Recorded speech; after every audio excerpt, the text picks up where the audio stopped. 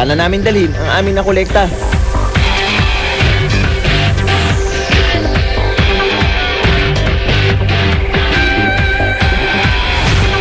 Dinalaw namin ang site. Ang mga bote, puno na ng semento. Pagkatapos makolekta, ma-segregate, malinisan at malagyan ng feeling yung mga bote. Ito na sila, nakahilera na sa likod ko, ready na para sa construction ng mga classroom. Maging ang lupang pagtatayuan, inuumpisa ng hukayin. Pero hindi lahat ay smooth sailing, ika nga.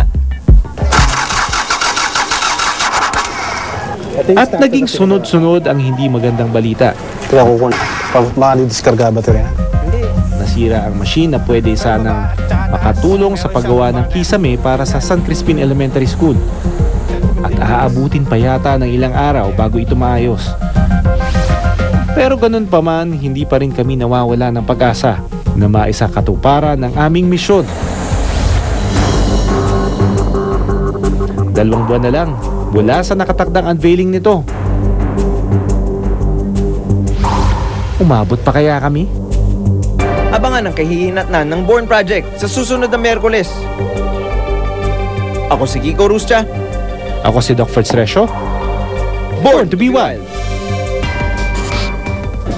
Actually, kung titignan natin, parang mas madali siya dahil patas-patas lang tayo. Pero actually, mas mahirap siya kesa dun sa mga hollow blocks. Kasi ang hollow blocks, uniform yung sizes.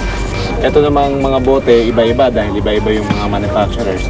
At isa pa, since regular yung mga sizes nila, kailangan sundan mo yung guhit na mark mo. Otherwise, mag-iba-iba yung layers. Kaya kailangan mas maingat.